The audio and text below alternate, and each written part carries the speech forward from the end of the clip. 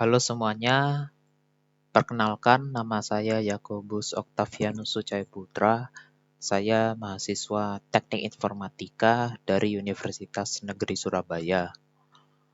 Dan pada kesempatan yang diberikan ini, saya akan membuat video yang menjelaskan sejarah komputer dan mungkin nanti saya akan tambahkan tentang sistem operasi gitu, seperti apa dalam gambaran garis besarnya. Oke, kita langsung saja. Sebelum kita membahas sejarahnya, kita itu harus tahu dulu apa itu komputer. Jadi kata-kata komputer ini berasal dari bahasa Latin ya, computare, atau yang kita terjemahkan ke Inggris menjadi to compute, yang artinya itu menghitung. Nah, dari terjemahan ini bisa diartikan menjadi banyak hal. Yang pertama itu adalah sebuah alat elektronik. Lalu yang kedua itu dapat menerima input dan juga output data. Dapat mengelola data. Dapat memberikan informasi menggunakan suatu program yang telah tersimpan di memori komputer. Dapat menyimpan program dan hasil pengolahan. Dan yang terakhir bekerja secara otomatis. Jadi bisa dibilang komputer ini adalah sebuah alat gitu ya, yang diciptakan oleh manusia untuk dapat menerima dan juga mengelola data gitu ya, dan juga dapat digunakan untuk membantu pekerjaan manusia sehingga menjadi lebih fleksibel dan hasilnya itu sangat maksimal. Dan yang lebih canggihnya lagi, di sini komputer dapat bekerja secara otomatis. Jadi di sini yang menentukannya komputer itu bekerja adalah sistem operasi. Jadi bukan hanya kita gitu yang mengendalikannya, tetapi juga dari sistem operasinya itu sendiri. Oke, kita lanjut. Sejarah komputer di sini dimulai dari abacus, yaitu mesin komputasi pertama. Lalu di sini bisa dilihat abacus ini sangat amat sederhana sekali ya, berupa mungkin biji-bijian dengan menggunakan kayu ya, seperti itu. Ini merupakan awal mula dari mesin komputasi gitu untuk menghitung. Lalu di sini ada Blaise Pascal ya, dari tahun 1623 sampai 1662, yaitu menciptakan kalkulator roda numerik atau numerical wheel calculator. Dan di sini ada ilmuwan dari komputer. Di tahun 1617 ini ada John Napier. Dia itu menciptakan Napier's Bones. Dan di sini 1674 itu ada Gottfried Leibniz. Dia itu menciptakan Leibniz Calculation Machine. Lalu tahun 1812 itu adalah Charles Babbage. Dia itu menciptakan Babbage Calculation Machine. Lalu yang terakhir di 1890 itu ada Hermann Hollerith sebagai bapak komputer modern. Dan banyak lagi ilmuwan komputer lainnya. Lalu di sini komputer berdasarkan data yang dapat diolah itu ada 3, yaitu komputer analog, komputer digital, dan juga komputer hybrid. Komputer analog ini digunakan untuk data yang sifatnya kontinu dan bukan data yang berbentuk angka, tetapi dalam bentuk fisik, misalnya arus listrik, temperatur, kecepatan, tekanan, dan lain-lain ya. Jadi di sini data yang diterima itu dalam bentuk fisik, bukan dalam bentuk digital, seperti itu. Nah, baru kita akan bahas komputer digital. Ini tuh digunakan untuk data yang berbentuk angka dan huruf. Serta dia itu ada keunggulan, teman-teman. Memproses data tentunya lebih tepat, menyimpan data selama masih dibutuhkan oleh proses, dapat melakukan operasi logika, dan data yang telah dimasukkan dapat dikoreksi atau dihapus. Jadi komputer digital ini lebih fleksibel tentunya apabila kita ingin mengubah data yang telah dimasukkan tadi. Mungkin ada yang salah atau ada yang harus diubah. Itu lebih gampang, teman-teman. Lalu ada komputer hybrid, yaitu komputer kombinasi dari analog dan juga digital. Jadi dia menerima data itu bisa berbentuk fisik, angka, ataupun huruf. Di sini ada komputer berdasarkan ukuran, microkomputer, ini personal computer, ada mini komputer, ada small computer, ada medium computer, large computer, dan juga supercomputer. Kalau supercomputer ini mungkin biasa dipakai untuk penelitian berbasis teknologi yang sangat besar, contohnya seperti yang dipakai di NASA. Itu tidak mungkin dia memakai komputer seperti yang kita pakai sehari-hari di rumah mungkin. Komputernya sangat besar sekali dan membutuhkan daya yang tentunya sangat besar. Lalu di sini ada komputer berdasarkan kegunaan ya. Ada yang special purpose sama yang general purpose. Yang special ini, komputer ini tuh dirancang untuk kebutuhan khusus. Program tertentu sudah tersimpan di dalam komputernya. Dapat berupa komputer analog maupun digital. Umumnya adalah komputer analog. Dan juga ada general purpose, yaitu komputer yang dirancang untuk menyelesaikan bermacam-macam masalah. Dapat berupa komputer analog maupun digital. Umumnya adalah komputer digital. Jadi di sini special purpose itu untuk kebutuhan yang lebih spesifik gitu ya teman-teman. Mungkin untuk penelitian dan lain sebagainya. Yang di dalamnya itu sudah ditambahkan sebuah program. Jadi kita bisa melakukan mungkin penelitian atau kegiatan lain yang bersifat spesifik. Berbeda dengan general purpose computer yang hanya kita pakai secara konvensional saja gitu, tidak memiliki tujuan yang akademis atau mungkin berkaitan dengan penelitian seperti itu. Lalu ada komputer generasi pertama, sirkuitnya itu menggunakan vacuum tube. Program ini dibuat dengan bahasa mesin assembler. Ukuran fisik komputer sangat besar, cepat panas. Proses kurang cepat, kapasitas penyimpanan kecil, memerlukan daya listrik yang besar, orientasi pada aplikasi bisnis. Di tahun 1946 ini ada ENIAC ya, komputer elektronik pertama di dunia yang mempunyai bobot sebesar 30 ton, panjangnya 30 meter dan tingginya 2,4 meter, dan membutuhkan daya listrik 1174 kW.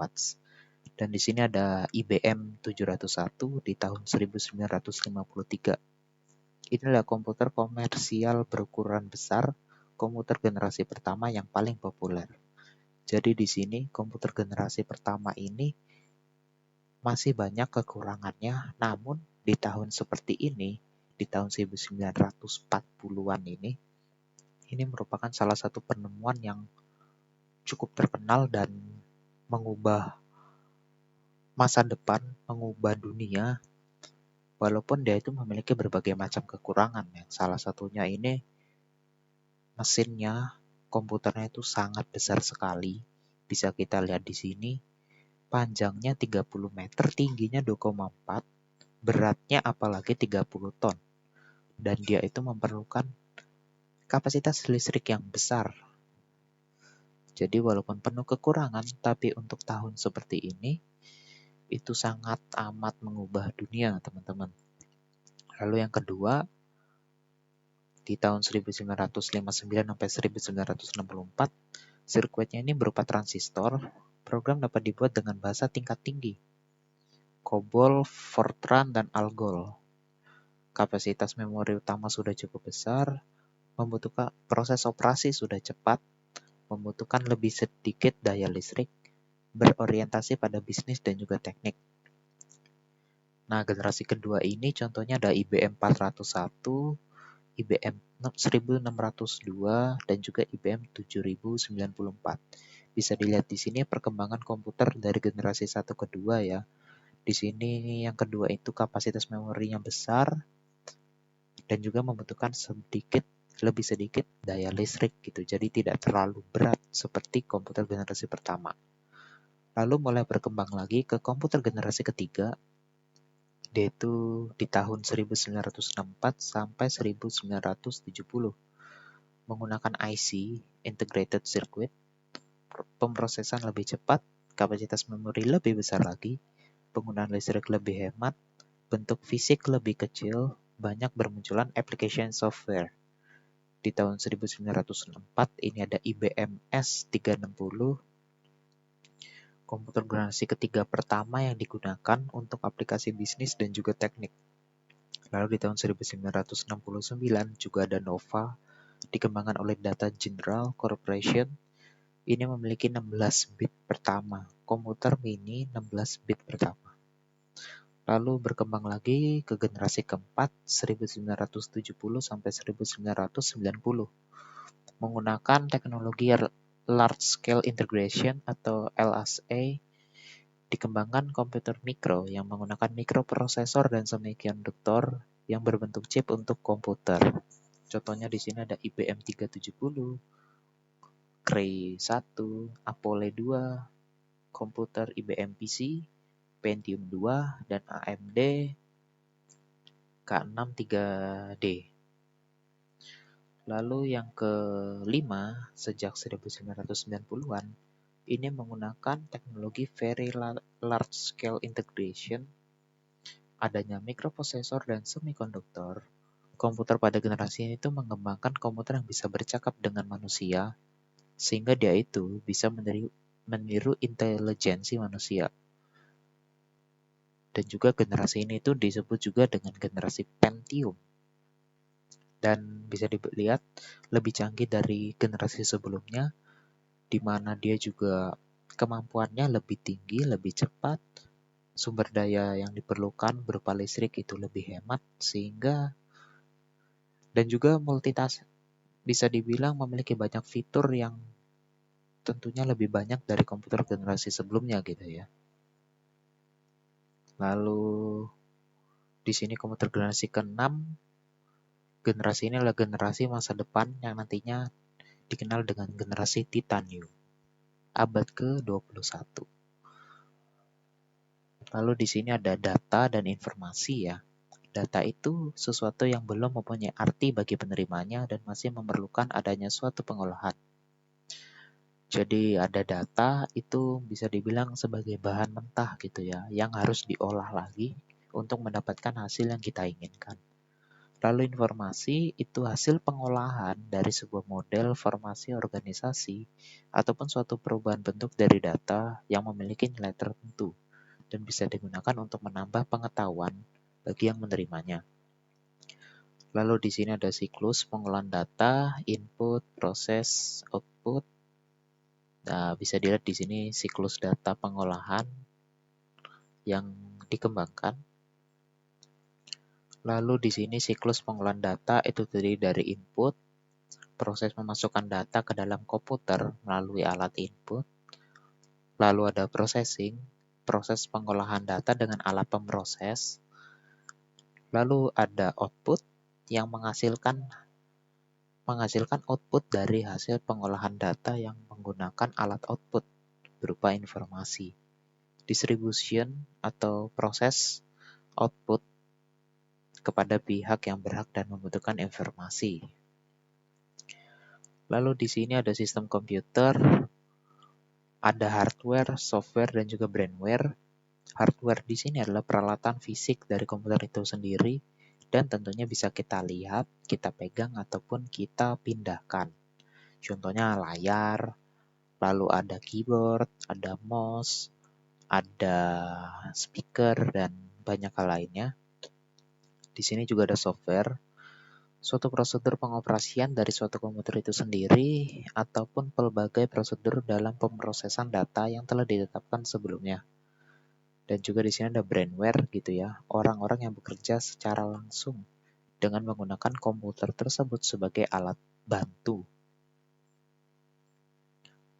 Lalu di sini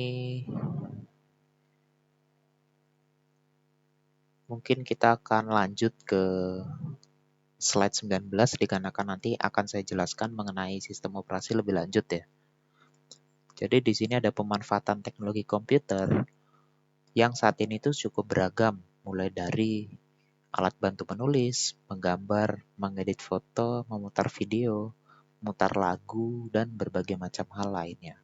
Dan bahkan sekarang sudah ada teknologi AI atau Artificial Intelligence gitu ya, di mana kita bisa menjadi lebih produktif lagi. Jika kita ingin membuat sebuah gambar gitu, kita hanya mengetikkan deskripsi gambar yang akan kita mau. Nanti secara otomatis komputer itu menggenerate foto ataupun mungkin video juga bisa kepada kita. Di sini ada di dunia anak ya.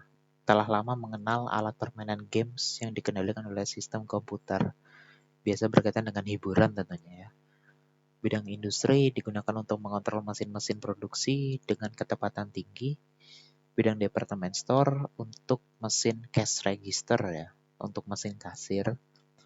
Lalu di bidang pendidikan ini banyak banget dibutuhkan agar dapat bekerja lebih teliti dan dapat mengatasi kendala hambatan indera manusia. Dan juga biasa di bidang pendidikan itu dapat kita gunakan juga teknologi komputer ini untuk mendapatkan informasi dari luar ya, dari internet. Di mana sekarang hampir semua informasi yang kita perlukan itu semuanya tersedia di internet. Jadi kita hanya tinggal mengetik apa yang mau kita cari, nanti akan tampil dan kalian tinggal baca dan bahkan kalian bisa menyimpannya. Jadi sangat amat membantu sekali dengan adanya komputer ini yang diciptakan mulai dari generasi pertama sampai generasi 5 tadi ya. Oke, kita lanjut ke sistem operasi. Ini akan saya jelaskan singkat saja. Sistem operasi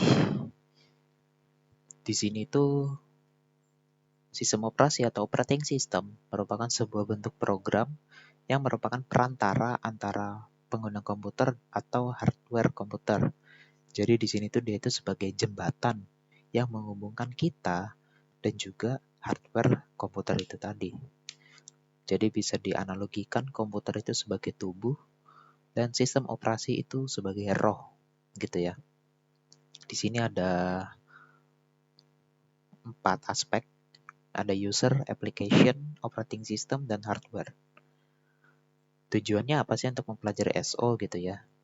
Yang pertama itu untuk menilai dan memilih sistem operasi disesuaikan dengan kebutuhan, meningkatkan kinerja sistem komputer, dan juga untuk membangun aplikasi penunjang. Dan khususnya untuk anak teknik informatika, tentunya kita dalam membuat sebuah program, tidak hanya asal program tersebut berjalan tanpa kendala, tapi kita juga harus mengatur penggunaan memori dari kode yang kita perlukan. Dan jangan-jangan ada memori yang terpakai sia-sia hanya karena kita menulis sebuah kode yang sebenarnya itu tidak perlu dan tidak efektif gitu. Jadi ini sangat penting sekali. Dan tugas sistem operasi ini apa sih? Sebagai pengelola sumber daya sistem komputer, resource manager ya bisa disebut, dan juga sebagai penyedia layanan gitu. Extended atau virtual machine berupa API, application programming language or system call. Jadi di sini kita sebagai manusia dalam menggunakan device khususnya komputer itu kita tidak mengatur dayanya yang dipakai seberapa, memori yang dipakai seberapa. Kita hanya tinggal menggunakan saja. Urusan daya, urusan memori yang mengatur adalah sistem operasi ini gitu teman-teman. Jadi kita sudah tidak perlu repot gitu ya, karena sudah dikerjakan semuanya oleh sistem operasi.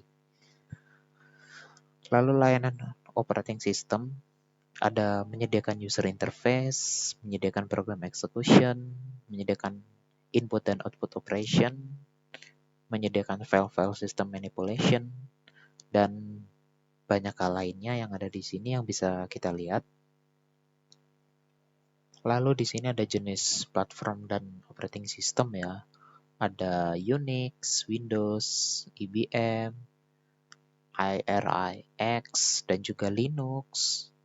Lalu ada NetWare, BlackBerry, Linux Palm, Symbian.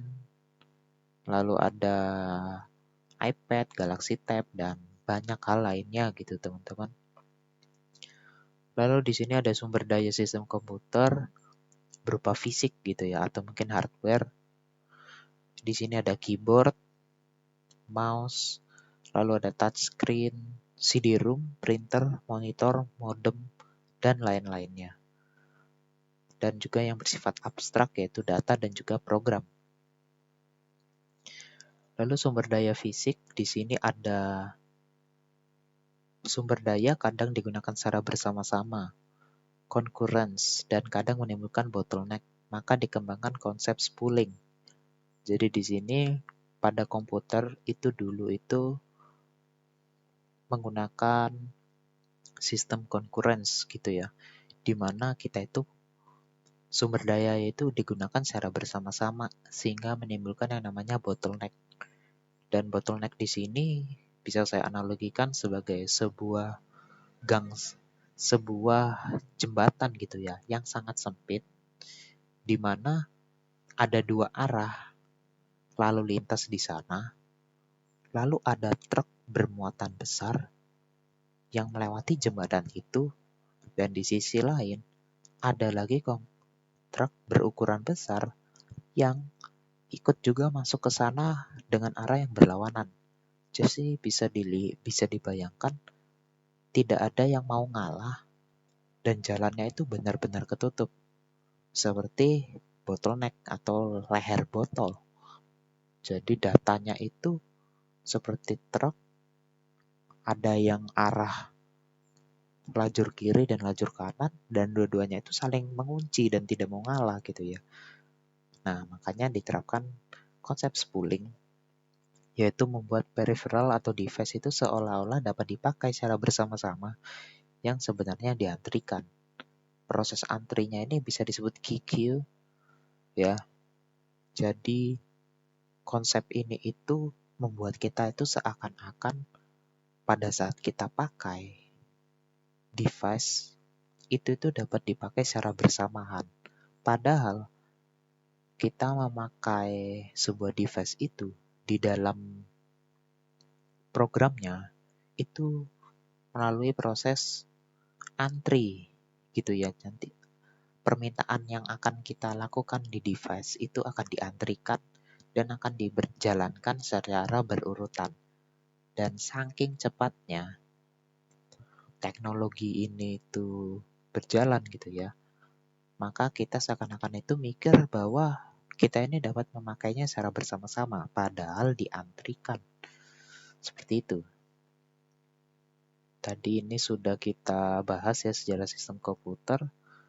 Dan mungkin itu saja penjelasan dari saya mengenai sejarah awal komputer dan juga operating system atau sistem operasi komputer. Terima kasih banyak sudah menonton dan sampai bertemu di waktu yang akan datang. Oke.